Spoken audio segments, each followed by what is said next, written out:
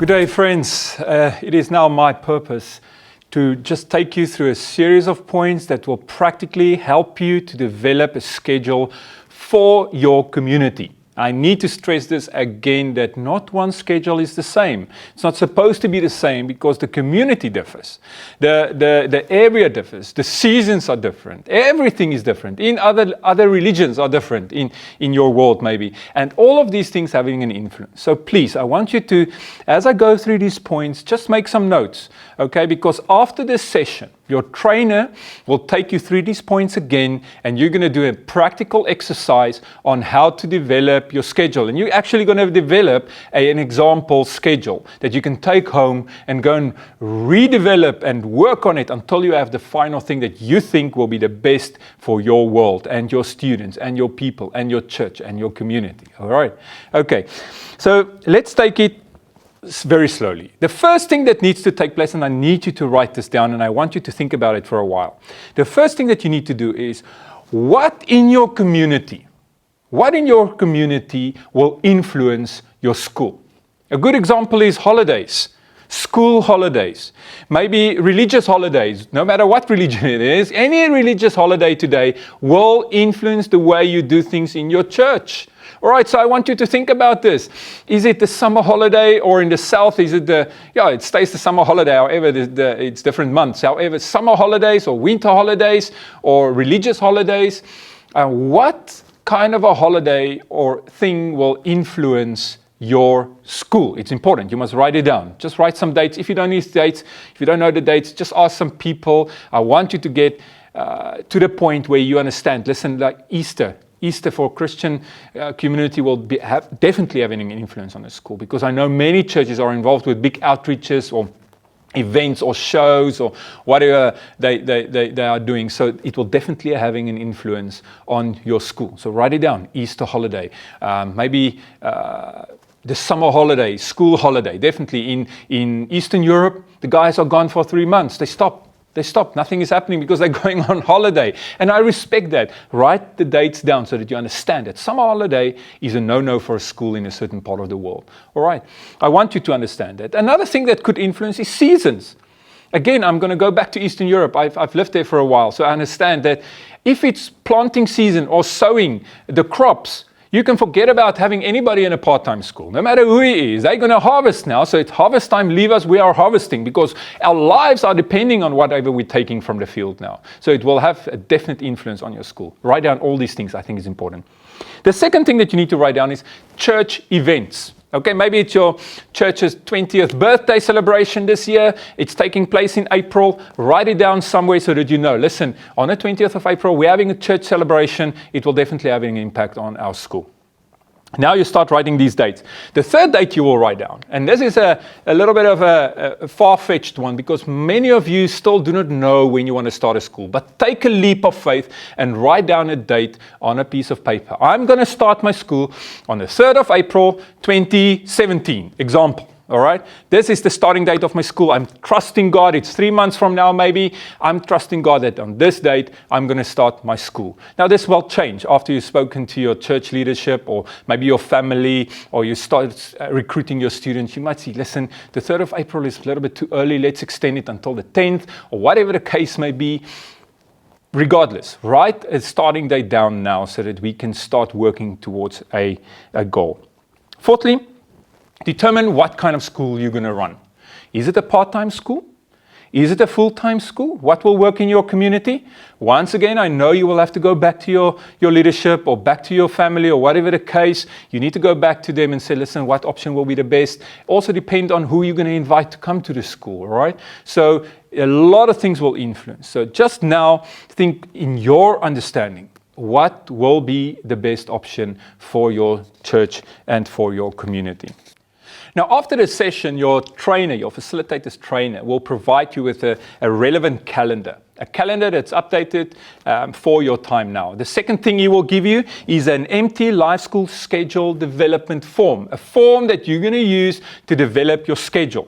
And thirdly, he's going to give you a curriculum, which is also be found in your workbook. The same with the schedule form. All of those are in your workbook, so you can refer to those later on. But these three things is needed for you to actually develop a schedule.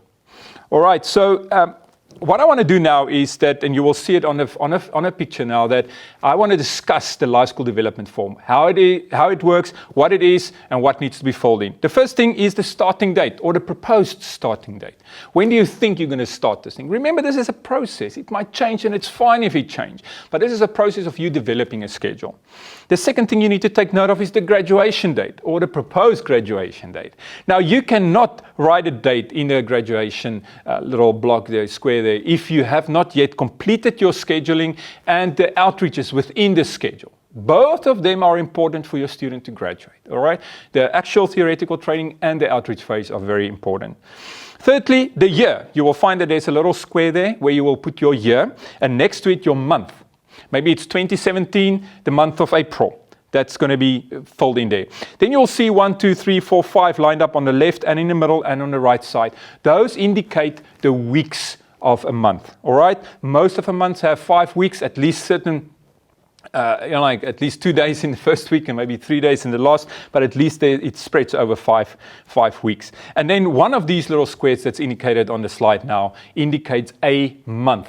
So you will see that on a life school schedule development form like this, there are 3 months on a paper like this. So in the case of a full-time school, you'll most probably use 2 of these copies to complete your scheduling.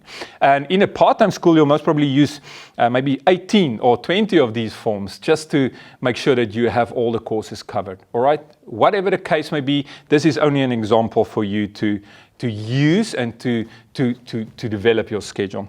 At the bottom, there's an outreach little block. In that outreach, you're going to write, as a part-time school developer, you're going to write there maybe every weekend at the end of the month, we're going to go to a certain village, and that's what we're going to do. All right, and right at the bottom, other activities. What is other activities? Other activities include flock groups, or will include cell groups, or will include soup kitchen on Saturday mornings, 9 o'clock, whatever the case may be. And that will go into that little square. All right, so this is the life school schedule development form. Very basic, it's timeless, so we can use it over the next few years, and we can slowly but surely develop our schedules and make sure that we stay on schedule. All right, this is part of planning. This is part of what we want to do.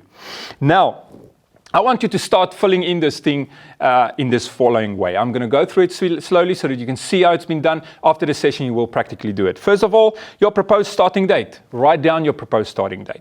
Secondly, the year and the month. Write it into those little squares. I'm going to start my school as an example on the form now. As an example, in April 2017, that's when I'm going to start my school. All right. Now, here is a very good example of the first week of a full-time school. You'll see, I've said on the slide, you'll see in the first little square, the 3rd of the 4th, the 3rd of April 2017, I'm starting my school. It is a Monday, so we will gather and we will do orientation. The next day, the 4th of the 4th, Introduction to Missions, session 1, 2, 3. Okay, and I will go like this because this is a full-time school. We are gathering on a daily basis. All right, so it's important. I want you to look at this. This example is also in your workbook, so you can go and refer to it on a later stage. But this is the way you're going to develop your schedule. A part-time school, on the other hand, again, you'll have the first day. If I'm going to do my school on a Monday, maybe on a Thursday, this is what it's going to look like. The 3rd of the 4th, 3rd of April, orientation is going to be in evening, most probably at 6 o'clock. The people will come and you're going to have orientation tea, whatever the case may be. You're going to pray for each other and you're going to go. On Thursday, the 6th of the 4th, you will gather again. You're going to watch Introduction to Mission, session 1 and session 2. Very, very seldom you will have time for a third session. In fact, a second session in certain communities are not even possible. Okay, so slowly but surely you're going to put these courses allocated to a date until you've gone through the whole curriculum chronologically. Very important. All right, so on this thing, the full-time school, at the bottom you'll see there's a little circle for outreach, July to August 2017. We are going to Tanzania. This is only an example. For 3 months, we're going to go to Tanzania. It's part of the schedule. It's part of the school. You cannot exclude your outreach from this. All right. Only after this outreach, we will have a graduation date. And then Wednesday cell groups, community work every Saturday morning at 9 o'clock. That's what we are doing extra as a full-time school. And this is only an example once again. For a part-time school, every last weekend of the month, we are going to a village called Mikhailovka in southern Russia. Only an example again. All right. So every last weekend, this part-time school going on a weekend outreach. And that's what they're going to do. They know where they're going, the doors have been opened, and they are working in the specific village. As an other activity column, they're doing street evangelism every Sunday evening at 6. All right, every Sunday evening at 6, they're doing street evangelism. It's part of the school. It's part of what they do. And this is the way you're going to start scheduling a very, very dynamic, practical mission school in your community. Okay, guys, so this is basically it. You have the two options, you know what to do, you have principles on how to keep the school dynamic. Now, after the session, your trainer will take you very slowly through all these points and you're going to develop your own schedule. Don't forget, work in some holiday time for your students. If it's a full-time school especially, maybe a weekend or 2 weeks, it's just for them to rest and get focused again.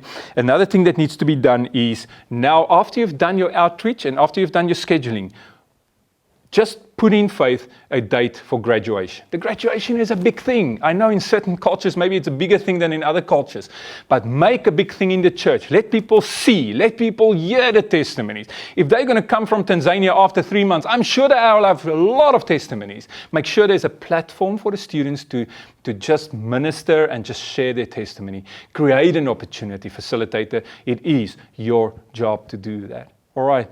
I want to bless you. I want to bless you and I want to thank you for being in this room today. I want to thank you for being willing to serve God in this way. I think it's extremely dynamic that we have people around the world sitting in rooms like this, listening to what we have to say, having an urge and a passion to serve God, and just go and equip people for service, because that is our destiny. My friends, we bless you and we pray for you and we thank you. Amen.